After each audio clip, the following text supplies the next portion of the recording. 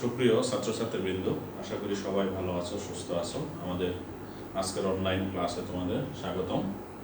তোমাদের আগের কয়েকটি লেকচার আমি দুটি চ্যাপ্টার তোমাদের শেষ করেছিলাম। একটা ছিল যোগাশ্রয়ী প্রোগ্রাম, আরেকটা ছিল তোমার জটিল সংখ্যা। দুইটাই ছিল বীজগণিত অংশ থেকে। তো আমরা আজকের আলোচনা যেটা নিয়েছি, অর্থাৎ আজকে আমরা ত্রিকোণমিতি অংশ থেকে একটা চ্যাপ্টার শুরু করতে যাচ্ছি। তোমরা খেয়াল করে দেখবা টেক্সট বুকে ত্রিকোণমিতি অংশ তোমাদের দুইটা চ্যাপ্টার আছে, 7A এবং 7B। তো আমরা আজকে শুরু করতেছি 7A। 7A অর্থাৎ এই চ্যাপ্টারের নাম হচ্ছে বিপরীত ত্রিকোণমিতিক ফাংশন, অর্থাৎ ইনভার্স ত্রিকোণমিতিক ফাংশন। তো এই চ্যাপ্টার সম্পর্কে আজকে আমাদের প্রাথমিক আলোচনা থাকবে। তো আমরা সূত্রগুলি সম্পর্কে আলোচনা করব। নেক্সট ক্লাস থেকে হয়তো আমরা অঙ্কে যেতে পারবো।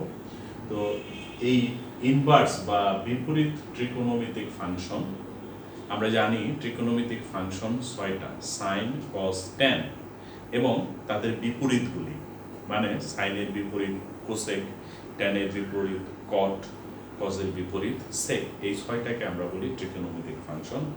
কোনো কোনো ক্ষেত্রে আমরা এই ধরনের টার্ম দেখেছি, সাইন ইনভার্সেস, এগুলিকে আমরা বলি বিপরীত ত্রিকোণমিতিক ফাংশন, ইনভার্স। ঠিক আছে, ইংরেজিতে বলা হয় ইনভার্স ত্রিকোণমিতিক ফাংশন। ওকে, এই ইনভার্স ফাংশনগুলি হচ্ছে ইনভার্স ত্রিকোণমিতিক ফাংশনের মাধ্যমে এই চ্যাপ্টারের অঙ্ক। আমরা এই ইনভার্স সম্পর্কে এবার জানবো। ইনভার্স ত্রিকোণমিতিক ফাংশনের বিষয়টা কি, এটা আমরা এবার জানবো। ঠিক আছে, আমরা আগে জানি ত্রিকোণমিতিক ফাংশন, তো এখন আমরা এখানে জানবো ইনভার্স ত্রিকোণমিতিক ফাংশন। ত্রিকোণমিতিক ফাংশন আমি আগেই বলে নিয়েছি, সাইন, কস, ট্যান, সেক, কোসেক, কট, এগুলিকে আমরা ত্রিকোণমিতিক ফাংশন বলি। এখন এদের ইনভার্স জানবো। তো এখানে ফাংশন কথাটা জড়িত আছে। তোমরা প্রথম বর্ষে প্রথম চ্যাপ্টারে প্রথম পত্রে ফাংশন চ্যাপ্টারটা ছিল, সেটা পড়ানো হয়েছে। তো এখানেও ফাংশন, তবে সেই ফাংশনটা ত্রিকোণমিতিক ফাংশন এবং সেটা প্রত্যেকটাই বিপরীত ত্রিকোণমিতিক ফাংশন। এইটা সম্পর্কে আগে আমি একটু ধারণা দিয়ে নেব। যেমন তোমরা খেয়াল করে দেখো, ফাংশনের যে ধারণা ছিল, এখানে দুইটা সেট নেওয়া হলো। সাপোজ একটা সেটের নাম দেওয়া হলো এ, একটা সেটের নাম দেওয়া হলো বি। একটা ফাংশন সাইন, সাপোজ সাইন একটা ফাংশন এ থেকে বিতে যাচ্ছে, মনে করো এরকম। এখানে আমি দিয়ে দিলাম π/4, সাপোজ π/4 বা 45 ডিগ্রি, একই কথা। তো এই π/4 বি সেটের কতর সাথে সম্পর্কিত হবে? যেহেতু সাইন ফাংশন এ টু বি, অর্থাৎ সাইনের সাথে, অর্থাৎ এই π/4 এর জন্য আমি বি সেটে কাকে পাবো? সাইনের সাথে যদি আমি π/4 বসিয়ে দেই, তাহলে এটা কত? সাইন 45 ডিগ্রি, যার মান 1/√2। ঠিক আছে, তার মানে যখন এখানে ফাংশনটা সাইন, এখানে আছে π/4, তখনই আমি পাবো 1/√2। ঠিক আছে, তাহলে সাইন ফাংশন এ টু বি। একইভাবে যদি আমি আরেকটা এক্সাম্পল উপস্থাপন করি, যেমন এটা এ সেট, এটা বি সেট, এখানে দিলাম ফাংশনটি ট্যান দিলাম এ টু বি, যদি ট্যান হয়ে থাকে, এবং এখানে যদি দিয়ে দেয় আমি 60 ডিগ্রি, ডিগ্রিতেও থাকতে পারে, আবার পায়ের মাধ্যমেও থাকতে পারে। এই 60 ডিগ্রির জন্য আমি বি সেটে কত পাবো? আর নিয়ম হচ্ছে ট্যানের সাথে কত বসবে? 60 বসবে। ট্যান 60 এর মান কত? √3। তাহলে রাইট সাইডে পাওয়া যাবে √3। ঠিক আছে, তো এখানে যদি আমি ট্যান এর জন্য 45 ডিগ্রি দেই, ট্যান 45 এর মান যদি এখানে 45 দেওয়া হয়, তাহলে ট্যান 45 ইকুয়াল টু পেয়ে যাব আমরা 1।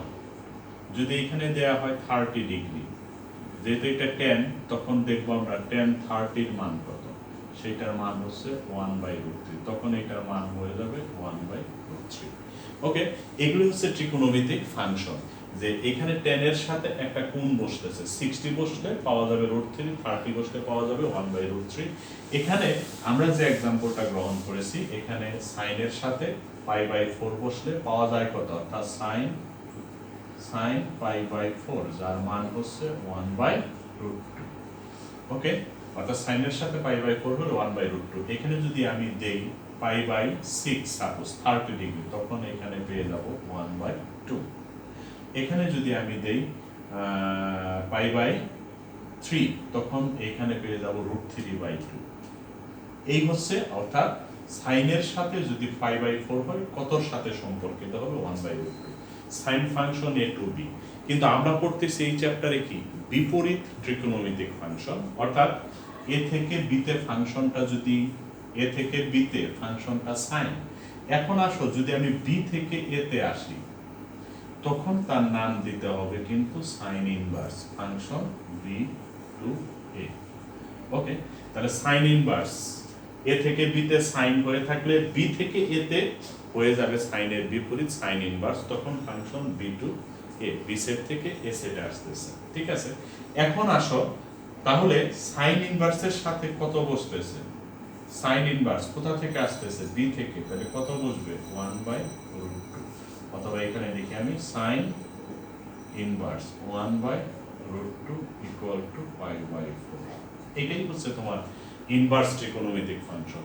তাহলে তোমরা একটা জিনিস খেয়াল করে দেখো যে সাইনের সাথে যখন π/4 ছিল তখন তার মান 1/√2, অর্থাৎ এক্ষেত্রে π/4 হচ্ছে ডোমেইনের একটা সদস্য, 1/√2 হচ্ছে তার প্রতিচ্ছবি। যখন সাইন ইনভার্স হলো তখন এই প্রতিচ্ছবিটা ডোমেইন হয়ে গেছে আর ডোমেইনটা হয়ে গেছে প্রতিচ্ছবি। ঠিক আছে, তাহলে এখান থেকে আমরা একটা ধারণা পেলাম, যদি sine theta equal to x হয়, সাইন থিটা এক্স হলে অতএব সাইন ইনভার্স তখন কে কোথায় যাবে? প্রতিচ্ছবিটা ডোমেইন হবে, ডোমেইনটা প্রতিচ্ছবি হবে। তাই হলো এখানে সাইন π/4 1/√2, সাইন ইনভার্স তখন কি হবে? বিপরীত হয়ে যাবে, এইটা প্রতিচ্ছবিটা এখানে আসবে, ডোমেইনটা এখানে চলে যাবে। ঠিক আছে, এইরকম এই সম্পর্কটা আমরা অনেক জায়গায় ত্রিকোণমিতিতে ব্যবহার করি, যে tan থিটা সাপোজ কোথাও বলি tan theta equal to y, অতএব তখন আমাদের বলতে পারি tan ইনভার্স এইটা এইখানে আসবে, এটা এখানে যাবে। এটাই হচ্ছে তোমার, এটা tan ফাংশন আর এটা tan ইনভার্স, তখন এই ডোমেইন আর প্রতিচ্ছবি চেঞ্জ হয়ে যাবে। তাহলে আমরা ইনভার্স ফাংশন সম্পর্কে জানলাম। ইনভার্স, এই যে তোমরা এখানে ইনভার্স দেখতেছো, যেমন সাইন ইনভার্স থিটা, অনেকে আমরা ভাবি এইটাকে আমরা 1/sin থিটা লিখতে পারবো, অথবা sin থিটা হোল পাওয়ার -1 লিখতে পারবো। অ্যাকচুয়ালি দুটাই কিন্তু এখানে ভুল, এটাও সম্ভব না, এটাও সম্ভব না, এটাও সম্ভব না। ঠিক আছে, কারণ এই যে -1 রূপে যেটা আছে এটা কিন্তু কোনো পাওয়ার বোঝাচ্ছে না, এটা বোঝাচ্ছে সাইনের বিপরীত ফাংশন। সাইনের উপরে সাইন ইনভার্স থিটা, এইটা যদি পাওয়ার হতো তাহলে আমি এটাকে এইভাবেও লিখতে পারতাম, এইভাবেও লিখতে পারতাম, কিন্তু সাইন ইনভার্স থিটা, এই ইনভার্সটা কোনো পাওয়ার না, সুতরাং এইটাকে 1/sin থিটা বা sin থিটা হোল পাওয়ার -1 কোনোটাই বলা যাবে না। এই ধারণাটা আমরা হয়তো অনেকেই পোষণ করি যে এটাকে এটা লেখা যায়, এটাকে এটা লেখা যায়, আসলে তা নয়। এটা পাওয়ার হলে সেটা সম্ভব ছিল, এটাও সম্ভব ছিল, কিন্তু এটা বোঝাচ্ছে বিপরীত ফাংশন, এটা কোনো পাওয়ার না। তাহলে আমরা দেখে গেলাম। আচ্ছা, তাহলে এবার তোমাদের একটা ধারণা দেই, যে আমরা জানি তোমরা আগেই এই সমস্ত সূত্র জেনে আসছো, সাইন থিটা একটা অনুপাত, কিসের? লম্ব বাই অতিভুজ, একটা সমকোণী ত্রিভুজের দুটি বাহুর অনুপাত। সাইন থিটা মানে লম্ব বাই অতিভুজ। ঠিক আছে, তাহলে এখানে আমরা যে রেশিওটা পেয়েছি সাইন π/4 ইকুয়াল টু পেয়েছি 1/√2, তাহলে বুঝতেই পারতেছো থিটা মানে ত্রিভুজের একটা কোণ, লম্ব মানে সমকোণী ত্রিভুজের একটা বাহু, অতিভুজ সমকোণী ত্রিভুজের একটা বাহু। তো এইখানে সাইন π/4 মানে কি? ত্রিভুজের একটা কোণ, মানে 45 ডিগ্রি। এই 1/√2 কি বোঝাচ্ছে? তাহলে এটার সাথে কম্পেয়ার করো, 1 হচ্ছে লম্ব আর √2 এটা হচ্ছে অতিভুজ। তাহলে অবশ্যই বুঝতে পারতেছো যে সাইন π/4 ইকুয়াল টু 1/√2, 1 লম্ব, √2 হচ্ছে অতিভুজ। এখন যখন আমি ইনভার্স করব, সাইন ইনভার্স, তাহলে কে কোথায় আসবে? 1/√2 এইখানে চলে আসলো, π/4 এইখানে চলে গেল। তাহলে তোমরা এবার খেয়াল করে দেখো সাইন ইনভার্সের সাথে যা বসেছে কত 1/√2, এখানে সাইনের সাথে π/4 মানে একটা কোণ, 1/√2 মানে একটা সমকোণী ত্রিভুজের দুটি বাহুর অনুপাত। যখন আমি ইনভার্স করলাম 1/√2টা এখানে চলে আসলো, অর্থাৎ এটা 1/√2 কি সমকোণী ত্রিভুজের দুটি বাহু, যেহেতু এটা সাইন ইনভার্স সুতরাং 1 হচ্ছে লম্ব, √2 হচ্ছে অতিভুজ, আর π/4 হচ্ছে ওই ত্রিভুজের একটা কোণ। তাহলে আমরা বলতে পারি এই যে সাইন ইনভার্সের সাথে 1/√2 এটা কিন্তু কোনো কোণ বোঝাচ্ছে না, এটা বোঝাচ্ছে একটি সমকোণী ত্রিভুজের দুটি বাহুর অনুপাত। তাহলে তোমাকে যদি দেওয়া হয় tan inverse 3/4, suppose tan inverse 3/4, তাহলে বুঝতে হবে tan ইনভার্সের সাথে যা বসেছে 3/4 এটা কিন্তু কোনো কোণ নয়, ইনভার্সের সাথে যেটা বসছে এটা হচ্ছে বাহুর অনুপাত। যেহেতু এটা tan ইনভার্স সুতরাং এটা হচ্ছে লম্ব আর নিচেরটা হচ্ছে ভূমি, কারণ tan মানে লম্ব বাই ভূমি। ঠিক আছে, tan থিটা ইকুয়াল টু আমরা যদি বলি tan 30, আমরা যদি বলি 1/√3, 1 হচ্ছে লম্ব, √3 ভূমি, 30 কোণ। আর tan ইনভার্স করলে এই অনুপাতটা tan ইনভার্সের সাথে চলে আসবে। তাহলে এখানে যে বোঝার বিষয় আমরা বুঝে গেলাম একটা জিনিস, ইনভার্সের সাথে যেটা বসলো সেটা অবশ্যই কোনো কোণ নয়, সেটা হচ্ছে বাহুর অনুপাত। সেটা tan ইনভার্স হলে লম্ব বাই ভূমি, যদি সাইন ইনভার্স হয় লম্ব বাই অতিভুজ। আবার যদি আমি একটা অনুপাত দিই cos ইনভার্সের সাথে, cos ইনভার্স 2/3, তাহলে এই cos ইনভার্সের সাথে 2/3 এটাও বাহুর অনুপাত, কোন বাহু বাই কোন বাহু, যেহেতু এটা cos ইনভার্স সুতরাং আমরা পাচ্ছি ভূমি বাই অতিভুজ। ঠিক আছে, তাহলে আমরা জেনে গেলাম ত্রিকোণমিতিক ফাংশন এবং তার ইনভার্স ফাংশন সম্পর্কে। এখন ইনভার্সের সাথে যা বসে সেগুলি অবশ্যই সমকোণী ত্রিভুজের দুটি বাহুকে বোঝাচ্ছে। যেমন তোমার সাইন ইনভার্স তোমার 3/5 হলে তুমি cos ইনভার্স ও tan ইনভার্স তৈরি করো। এরকম মনে করো তোমার প্রয়োজন হবে, তোমার আছে সাইন ইনভার্স, আছে বানাতে হবে cos ইনভার্স এবং tan ইনভার্স। আমরা জানি সাইন ইনভার্সের সাথে 3/4 কি বাহুর অনুপাত, এটা লম্ব এটা অতিভুজ। আমাকে বানাতে হবে cos ইনভার্স, cos ইনভার্স মানে ভূমি বাই অতিভুজ, tan ইনভার্স মানে লম্ব বাই ভূমি। যেহেতু সাইন ইনভার্সের সাথে 3/5, এই 3/5 ত্রিভুজের অবশ্যই সমকোণী ত্রিভুজের দুটি বাহুর অনুপাত, আমরা সেই অনুপাত দুটো, এটা সমকোণ, সেই অনুপাত, এটা হচ্ছে লম্ব এটা হচ্ছে অতিভুজ। ওকে, সাইন ইনভার্স 3/4, এই 3/4 কে একটা ত্রিকোণমিতিক চিত্রে অর্থাৎ একটা সমকোণী ত্রিভুজের বাহু দ্বারা আমরা প্রকাশ করব। সাইন ইনভার্স লম্ব বাই অতিভুজ, লম্ব 3 অতিভুজ 5। আমার বানাতে হবে এই সমকোণী ত্রিভুজের কি বাকি রইল ভূমি। তাহলে ভূমি বানাতে গেলে এখন আমরা পিথাগোরাসের সূত্র প্রয়োগ করব। আমি ভেবে নিলাম ভূমিটা x, তাহলে এখন কি বলা যায় 3 square plus x square equal to 5 square. তাহলে x স্কয়ার ইকুয়াল টু কত 25 মাইনাস 9 ইকুয়াল টু 16, অতএব x কত √16 ইকুয়াল টু 4। আচ্ছা, এই বিষয়টা আমরা x না ধরে সরাসরি বলে দিতে পারি যে এটার ভূমি কত হবে। এটা খুব সহজ, পিথাগোরাসের সূত্র প্রয়োগ করে আমি এখানে দেখিয়ে দিছি যে কিভাবে বের করতে হয়, কিন্তু তুমি সরাসরি বলতে পারবা যে এটাকে আমি ধরলাম না, অতিভুজ কত 5, তাহলে 5 স্কয়ার 25 ইকুয়াল টু হবে এই দুইটার স্কয়ারের যোগফল। এটা স্কয়ার কত 9, 25 হওয়ার জন্য লাগে কত 16, কাকে স্কয়ার করলে 16 হয় 4, সুতরাং ভূমি হবে 4। এইভাবে আমরা সরাসরি বলে দিতে পারি, অর্থাৎ সমকোণী ত্রিভুজের যখনই দুইটা বাহু জানবো আমরা তৃতীয় বাহুটা সরাসরি বলে দিতে পারবো, না পারলে তোমরা এইভাবে বের করে নেবে। ঠিক আছে, তাহলে আমরা পেয়ে গেলাম এই সমকোণী ত্রিভুজের ভূমি হচ্ছে 4।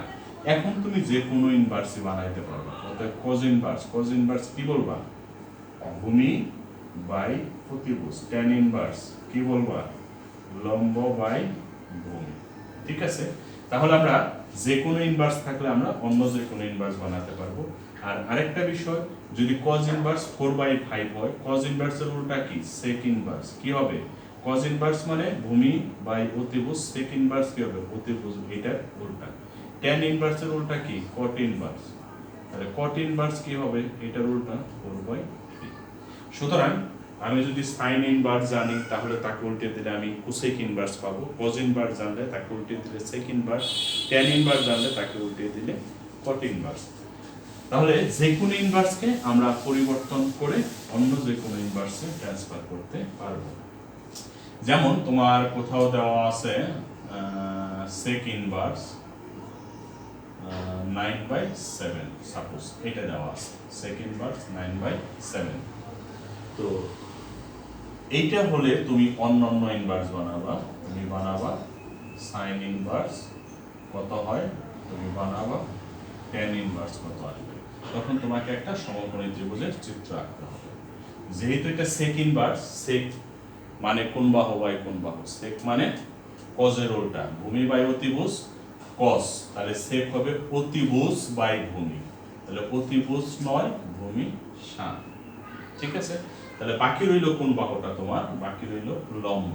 পিথাগোরাসের সূত্র প্রয়োগ করে আমরা লম্ব বের করবো। আমরা যদি ভেবে নেই লম্বটা x, তাহলে কি হবে x² + 7² = 9²। x² = কত, 81 - 49। তাহলে পেয়ে যাচ্ছি কত, 32 পেয়ে যাচ্ছি।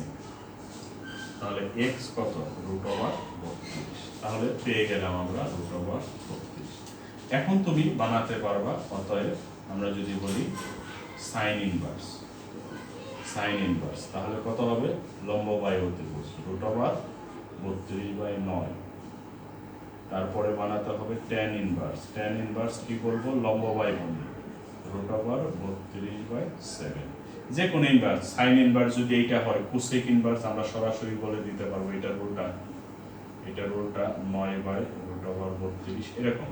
ঠিক আছে, তাহলে আমরা দেখে গেলাম যে কোনো ইনভার্সকে আমরা চেঞ্জ করে অন্য যে কোনো ইনভার্সে পরিবর্তন করতে পারবো। যেমন তোমার কোথাও দেওয়া আছে cos ইনভার্স x হলে তোমার অন্যগুলি দরকার, তুমি সাইন ইনভার্স বানাবে, ট্যান ইনভার্স বানাবে।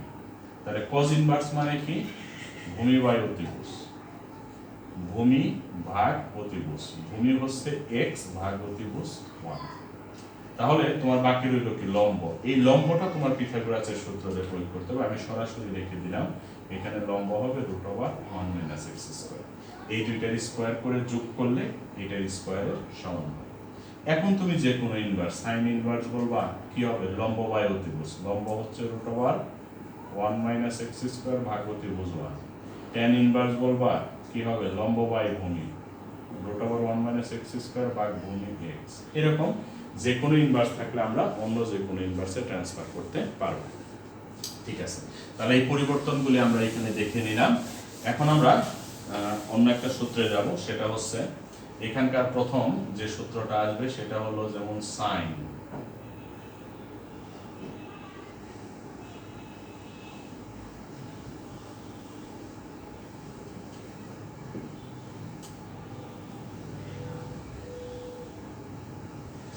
ইনভার্স সাইন থিটা অথবা sign inverse theta equal to theta, এরকম সূত্র। অর্থাৎ সাইন ইনভার্স যা মান হচ্ছে তাই, যদি সাইন ইনভার্স x হয় তাহলে মান হবে x। ঠিক আছে, এটার আমি একটা প্রমাণ দেখাই, সিম্পল। আমরা ধরি sine theta equal to x, আমরা ধরে নিলাম sine theta equal to x। অতএব থিটা ইকুয়াল টু কত হবে, সাইন ইনভার্স x, বা থিটা ইকুয়াল টু এই x মানে কত সেটা এখানে বসে দাও। x মানে ধরে নিছি কত, x মানে সাইন থিটা। তাহলে খুব সহজেই এটা দেখানো যায় যে সাইন ইনভার্স সাইন থিটার মান হচ্ছে থিটা। এইভাবে এটা শুধু সাইনের ক্ষেত্রে নয়, যদি তোমার থাকে cos ইনভার্স cos y, তাহলে মান কত হবে, cos ইনভার্স cos যা মান হচ্ছে তাই। sec ইনভার্স sec থিটা বা sec ইনভার্স sec x মান হচ্ছে x। tan inverse tan x মান হচ্ছে x। এরকম প্রত্যেকটা cosec ইনভার্স cosec x মান হচ্ছে x। অর্থাৎ সূত্রটার ধর্ম হচ্ছে cos ইনভার্স cos যা মান তাই, sec ইনভার্স sec যা থাকবে মান হবে তাই, tan ইনভার্স tan যা মান হচ্ছে তাই, cosec ইনভার্স cosec যা মান তাই।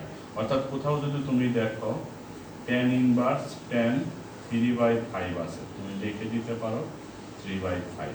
কিন্তু tan ইনভার্সের সাথে এই ইনভার্সটা তোমার এখানেও থাকতে পারে এখানেও থাকতে পারে। যদি এরকম হয় tan ইনভার্স 3/5 ইকুয়াল টু লিখবা 3/5। এটা শুধু sin cos tan এর জন্য না, যে কোনো ত্রিকোণমিতিক অনুপাতের জন্য এটা সত্য। তাহলে এটা হচ্ছে একদম এই চ্যাপ্টারে খুবই ব্যবহৃত এবং প্রথম সূত্র এই চ্যাপ্টারের জন্য। যদি তোমার থাকে sin ইনভার্স মনে করো 5/9, তাহলে তুমি লিখবা sin ইনভার্স যা মান হচ্ছে তাই 5/9। কিন্তু তোমার অঙ্ক করতে গেলে তুমি যে সমস্যাটাই পড়বে, তোমার হয়তো এই ধরনের টার্ম আসবে যে sin cos ইনভার্স মনে করো দেওয়া আছে 7/11 ইকুয়াল টু 1, এটার মান জানা যাবে। কিন্তু তোমার সূত্র কি বলছে?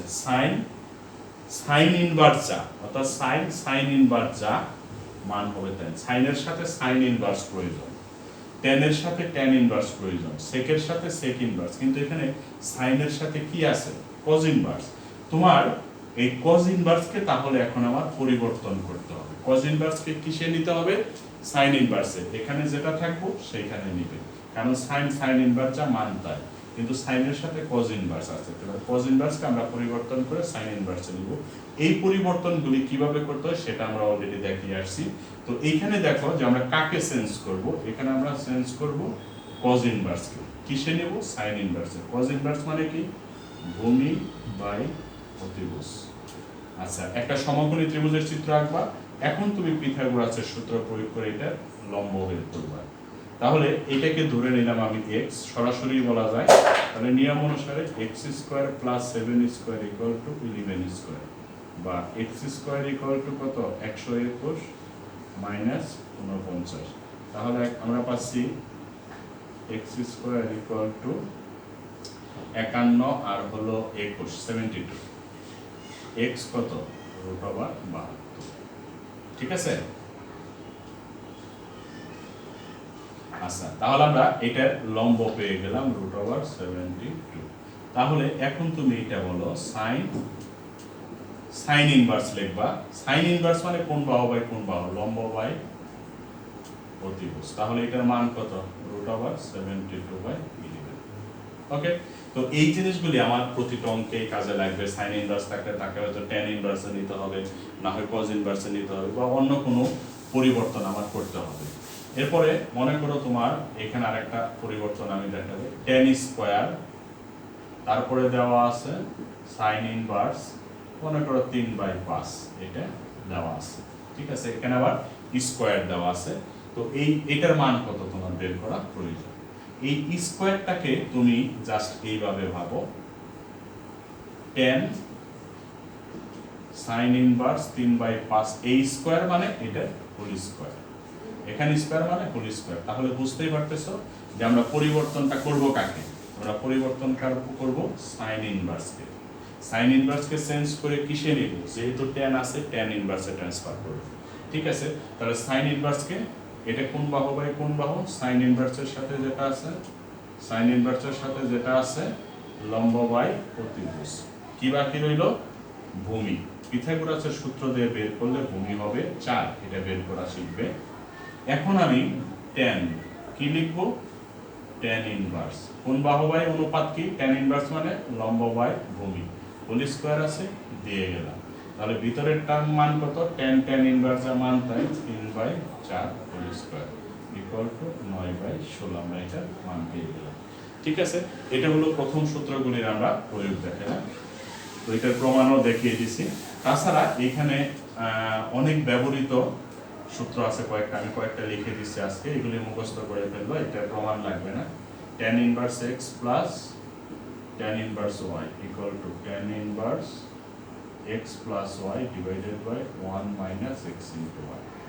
2 tan inverse x minus tan inverse y equal to tan inverse x minus y divided by 1 plus x into y.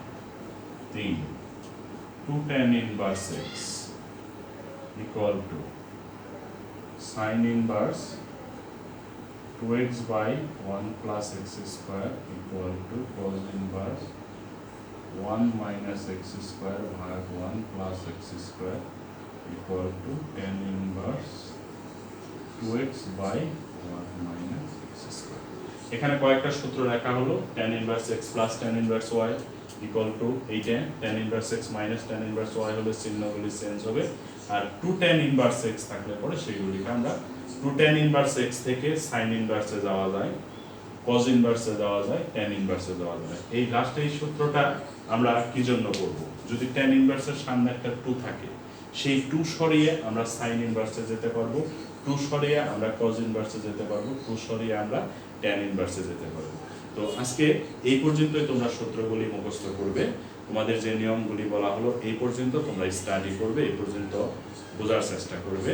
আমরা আগামী ক্লাসে আরও কয়েকটা সূত্র দিব, তার উপর ভিত্তি করে আমরা অঙ্ক শুরু করব। তাহলে শিক্ষার্থী বন্ধুরা, তোমরা যদি অঙ্কে প্রবেশ করি আমরা, তাহলে অবশ্যই বুঝতে হবে যে তোমাদের এই সূত্রগুলি জানা থাকতে হবে, এই 3টা মুখস্থ করে ফেলবা এবং সাথে সাথে তোমাদের যে নিয়মগুলি বোঝানো হলো প্রতিটা অঙ্কে এই নিয়মগুলি চলে আসবে। তোমরা অবশ্যই এই লেকচারটা ভালো মতো ফলো করবে এবং প্রতিটা লেকচারই অবশ্যই ধারাবাহিকভাবে দেখবে। তো আজকে তোমাদের ক্লাস এই পর্যন্তই শেষ থাকবে, দেখা হবে আগামী ক্লাসে। ততক্ষণ সুস্থ থাকবে সবাই। ধন্যবাদ।